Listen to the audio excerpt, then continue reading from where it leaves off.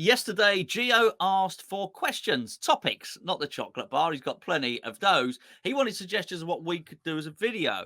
And there was one we thought that stood out and something that I'm very, very keen to discuss, actually, because I think it's a bit of a hot topic, actually, like a battered topic. Gio, what was it? And who asked it? It's from Random Dude number 1. He kindly said, Moyesball. It works, but do we want it? Pros and cons of the defensive style of play analysis. It's not a progressive style of play and definitely isn't a top 6 style in most top leagues. But if it works and continues to work, would we as fans be happy? Well, thank you, dude. I think that's. I'm really looking forward to getting my teeth into that. I think let's deal with it in reverse order. I don't think you can say would we as fans be happy. There's one thing that doing Hammers Chat has taught me, that is that there are such a varied range of opinions, and there are just some people that will never be happy with David Moyes. There were some people that will be eternally happy with David Moyes just for winning us. I say just, but for winning us a trophy for 3 seasons in a row in Europe and whatnot. And there are some people that find his brand of football so bad that they just want him gone irrespective of the trophy. So I don't think you're never going to please everybody. That's the first thing. But I've found myself really toing and froing with David Moyes over the years, Gio. But I don't know if I'm finding myself becoming a little bit more anchored with it now, because I guess I do have the I was going to say the luxury, but maybe the disadvantage of history on my side, which I can remember a lot of relegations. And I think the one thing that really got to me last season was the fact that we had a relegation scrap. And I think if we'd never had that relegation scrap at all, and particularly the build up towards Christmas, if you remember, before the mid-season World Cup and all that sort of stuff, I don't think I would have had my whinges, like, 2 goalkeepers on the bench and the way he does his substitutions, and they're not attacking the top 6 sometimes in the way that he should. I think it really did put a highlight marker over all of that sort of stuff. The fact we were fighting relegation. I think when you take that away and you get to the end of the season that we've won, and we've won the trophy and we've started the season well, then that sort of relegation scrap last season, which was, let's be honest, most of the season, you then start to look at that as a chunk of David Moyes' time at West Ham.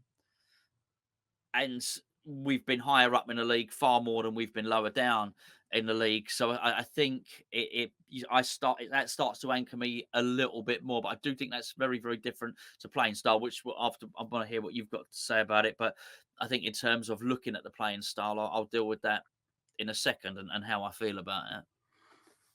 I don't know what to say. Ask me a question. I don't know how to respond to that. Ask me a specific question. Well, I think what the question is: are you willing to put up with this style of football? I think that's the gist of the dude's question. Yeah, but no. I think David Moyes heavily relies on results. This style of football heavily relies on results, and when the results are coming, I think you almost have to put up with it, whether you like it or not, because it's working, it's justified, and if this style of football got us qualified for European football again, Gonzo won another trophy, and then I'd be delighted with it. But I'm delighted with the outcome rather than the way we got there, the method that we got there, if you like. But while he's winning, I struggle to have too many complaints. However, I don't particularly always enjoy it. Saying that, though, I loved beating Chelsea, and I loved beating Brighton. Football wasn't the best, but I loved it. The win against Luton was a different test for us, and I wouldn't say I loved that game. I thought it was quite boring, actually, but it was effective. It was efficient. We did what we had to do, and we won. And I think it was quite a comfortable win for us in the end. The 2-1 scoreline suggests maybe a tight game. I didn't feel like it was a tight game. I didn't feel, as soon as we made it 1-0, I thought we'd won this game. We're not coming away with anything less than 3 points here, because so far that season, defensively, we've been solid against better teams. I thought this Luton team ain't going to break us down. They're just not going to do it. Now they did. They got a goal, but I was also correct in the sense that we got the 3 points. And I think the difference between this season thus far in last season, I actually bundle the European campaign from last season into this season. So last season's European campaign in this season compared to Premier League last season, is it works. He does the same thing. The tactics are the same. The way he wants to play is the same, but it works. We were more efficient in European football last season, clearly, than we were in the Premier League. We were coming up against lesser opposition. But if you go back to the season prior, when we reached the semi-final Europa League, while we were going through the knockout phases of the Europa League, we were poor in the Premier League. The football wasn't good. The results weren't particularly great. We've managed to cling on and finish 7th. But in the European games, we were very good. We beat Sevilla. We thumped Lyon. Obviously, Frankfurt happened, but there was reasons for that happening as well. But we had some really special moments. It worked in European football while it wasn't working in the Premier League. I think Moyes' football suits that. I think the way that he plays suits the European campaign. I think it will again. I think we'll get through the group stage actually this year. Tough group. I think we'll be fine. I think our football will suit it. So we're not really doing anything different. We're just doing it better, and it's working more. And I think a large part of that is the transfer window, bringing in players suited to the way that David Moyes wants to play, being dangerous again from set pieces. And I like scoring from set pieces. I just don't want to rely on scoring. I think it's dangerous if your greatest threat is a corner kick. I think that should be an addition rather than something you rely on. And I do, at the minute, while I've enjoyed the start, and it's got me a little bit optimistic, truth be told, I am still a little bit hesitant because I think it will eventually unravel. I feel it's unsustainable the way we're playing. And I think that's what concerns me. But at the same time, I almost play devil's advocate with myself and say, well, why is it? Why are we suddenly going to get crap at counter-attacking football? Probably not. Or is the defence going to suddenly get crap? Probably not. It's just not the best brand of football to watch. But while it's working and we're yielding results, I feel like I can't complain. I feel like I shouldn't complain. I've done my best to give Moyes a fresh start for this season because he was going to, whether I like it or not, he was here. He's the manager for the season. I feel like let's see what he's got now with another transfer window. He's now one of the longest serving Premier League managers. He's had loads of time. What is it, 4 years he's been here now? You don't get that in the Premier League. I think the average lifespan of a Premier League manager is 2 years or something like that. He's had double that. So this is now, I think last season was his squad. This is now definitely his squad. He spoke about broken down and rebuilding West Ham. Well, you've just got rid of your captain, 2 years on the bench. You've just got rid of your best player. You can't break it down any more than you have now. This is it. This is now it completely broken. Now let's see the rebuild. I still don't think we're doing it yet because we're still playing Mikel Antonio up front. But it's a difficult one. It is the hot topic, but I just don't think we know the answer yet. So at the minute, where am I? I've enjoyed the season so far, but I think there's going to be plenty of games for the remainder of this season I don't enjoy at all, and I find myself bored, and we won't win those games, and that's where I'll probably get a little bit grumpy. But while we're winning, Gonzo, it's sort of like I've just got to accept it and take it on the chin. Yeah, that's interesting. I do want to get your opinion on something else actually, which sort of popped up in my head when you were describing a lot of that, because it's something I certainly felt in a Brighton game. But before I do, I'd just like to point your attention to that book that you can see just over Gio's right shoulder there. It's Mr. Tony Gale, West Ham legend, fantastic defender, even nicer guy actually, and hard done by. Let's say with a cruel twist of was Keith Hackett's a little black book, not in that way, of course. It was a red card. Tony's got a book out. It's called That's Entertainment. It's a fantastic book. It is entertaining, as you would expect, nothing less, because anybody that's ever heard Tony do any public after dinner speaking, he is effervescent.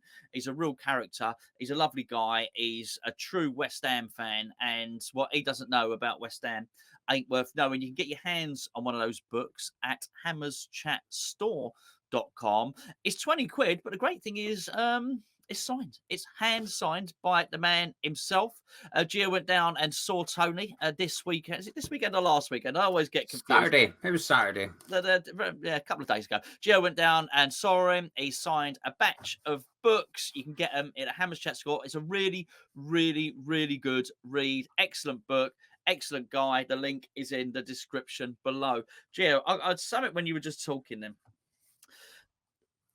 Firstly, I think David Moyes, the dip last season. I do understand it stretched to more than just one season, but I do think a large part of that was him trying to change it and him failing. I think I've heard him say in a couple of videos now, heard him say the phrase, I don't give a shit anymore. He said that.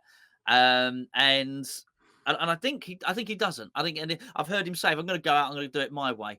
And I don't think there's anything wrong with having that sort of attitude, actually, because you can't please everybody. So I think he's now reverted. But actually, that's it. I'm a defensive manager. We're going to defend now. I think he's now armed. So he's back to defending and counter-attacking. What the transfer window has done is armed him with players perhaps better suited to play his style of football. So I think we may well be better at it. But at any point during David Moyes' career at West Ham, if I go a little bit further to that, I think the team he has now at West Ham is better than anything he built at Everton. And I also think that it's, it just wasn't his team at Man U. And let's be fair, we've all read a lot of the stuff. The players didn't want to play for him. A lot of the players didn't respect him either, and they didn't think he was a worthy successor to Alex Ferguson. And maybe he wasn't. What I did find interesting, though, and I love your opinion on this, actually, was during that Brighton game. See, I don't mind it at all. And if you were to ask me, irrespective of West Ham, do you like defensive football? I say no. I like fast attacking football. And I'll tell you that.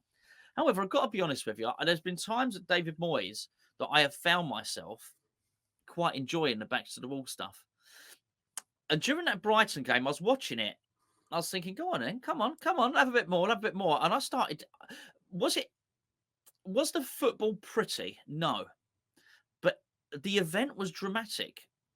And I found the drama entertaining. So in in the purest sense of the beautiful game, was I watching Brazil or Frank Rijkaard's Barcelona? No, I wasn't.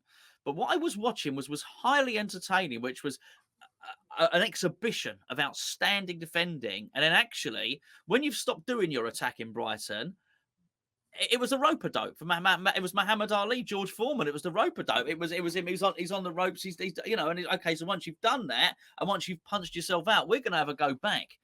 And I really enjoyed it.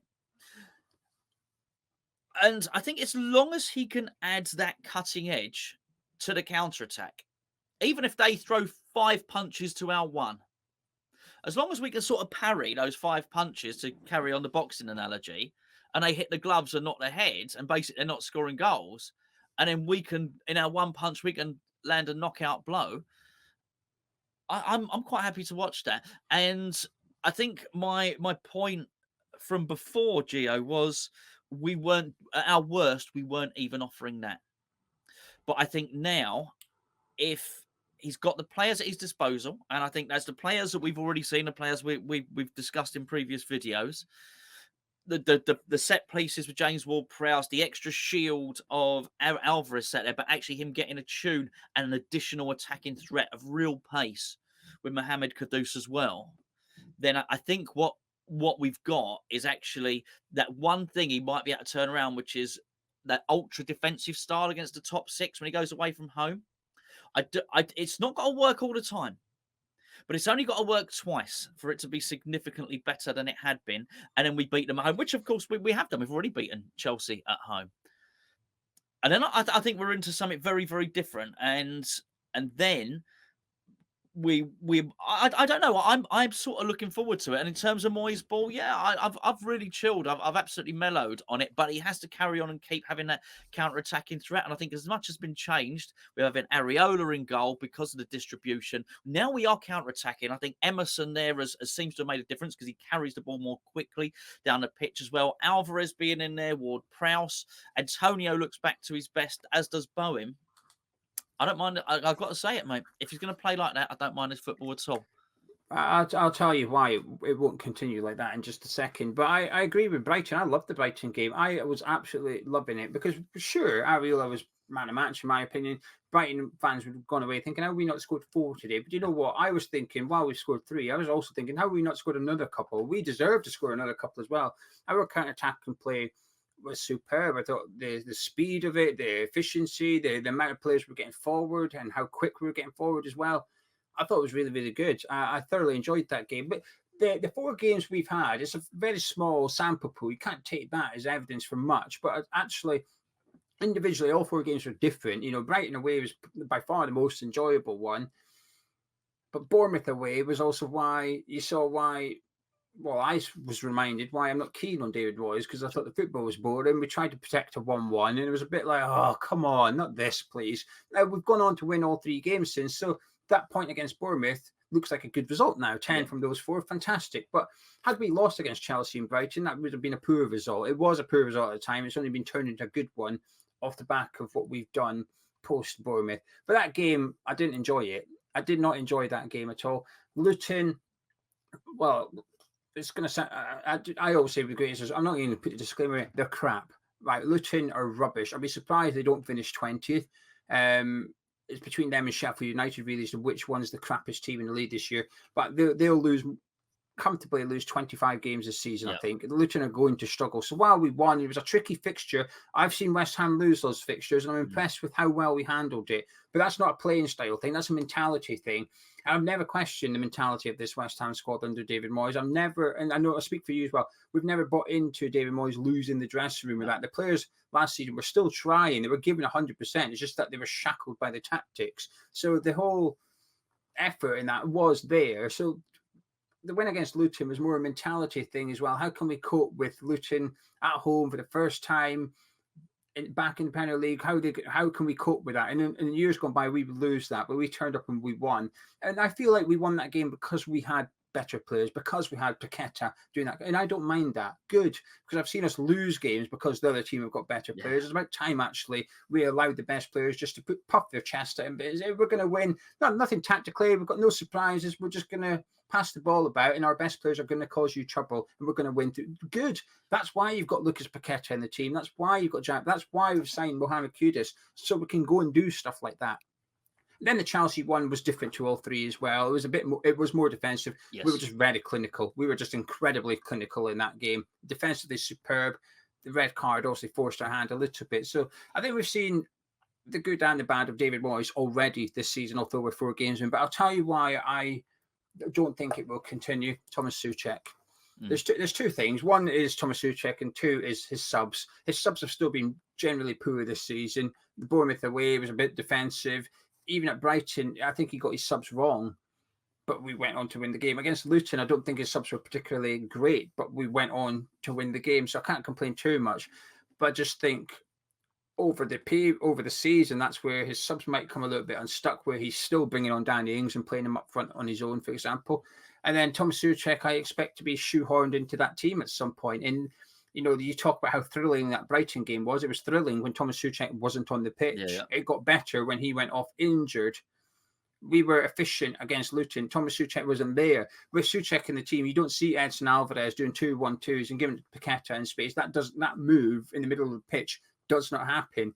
So while it's been good so far in parts, I think the better parts have come when Thomas Souček hasn't been in the team. And I think in order to have belief that we're going to see this exciting football going forward, he won't be involved. And I don't have faith in that. So that's why I'm a little bit hesitant at the minute. So I've enjoyed what I've seen, but I'm a little bit cautious that I'm going to continue enjoying what I've seen. But while it's working, Gonzo, while we're yielding results, I feel like I can't have too much complaints. Yeah, I for me, it's got to a point now where I look at it, 10 points on the board, and I'm already thinking, can we get between 55 and 60 points? I'm looking at that now. I think if we can, then just all that other stuff. The one thing I will agree with you is if he is going to play Moyesball, do it properly and buy the right players, and that's what he's done. That's what he didn't do last season. He bought new players, but he's still. This transition, I didn't see it. I didn't see enough of it. I didn't see a new West Ham, I didn't see that. It was sort of slightly not quite David Moyes, but that's dangerous. It's like we had how we play and how we want to play, and we did a little bit in the middle. And I think that's the most dangerous thing to do, actually. You're going to do it properly. All in nothing, go all in. And we didn't need that. And then come the end of the season, reverted back to what we know and stick to what we know best. And obviously the result of that was Mark Warburton walking out at the end of the season. But now, I hope the coaches he's brought in are all singing from David Moyes' hymn sheet. I think you should have a coach that's a bit chalk and cheese, giving you a different opinion, but with the greatest of respect, there's no point with David Moyes. He's not going to listen to him. So you're better Agree. off having the man there that actually has the same beliefs as you, and you're all 100% all in on playing Moyesball. And you're going to do it. Because I loved the football under David Moyes in the Jesse Lingard season. I loved that. Absolutely. That 6 months with Jesse Lingard in the number 10. Pablo Fornals was playing really well. Mikel Antonio was one of the better strikers in the Premier League. I loved that West Ham. That was counter-attacking. It was defensive. It was counter-attacking, but I thoroughly enjoyed it. We were scoring goals. We're scoring goals again this season. And I'm hoping we can go back to that West Ham, really, which is Moyes ball, but we're 100% Moyes ball, and it's going to work. It's working so far, but I do think in order for it to continue working, I think he's going to have to leave out one of his favourite players. No, I agree. I think the next 3 games are going to tell us quite a lot about not just how the season's going to go, but how David Moyes, what his selection is going to be like. And I think they're absolutely crucial. And I think he's got the opportunity to either confirm what a lot of people believe he's going to do, or actually pleasantly surprise an awful lot of us. It's going to be interesting. He's only David Moyes on probation. This board do not hand out contracts in the middle of the season to managers. They do not. He will play out this season, and then he will be assessed at the end of the season. They've always done it the same way. Done this way with Moyes before on 2 occasions actually now. So there's no reason to suspect he won't be happening on the 3rd time for his next contract extension. It's down to him. It's in his hands. It's his team. It's in his hands. If he does well and does everything he's right, irrespective of Moyesball or anything else, he does well, he gets another contract.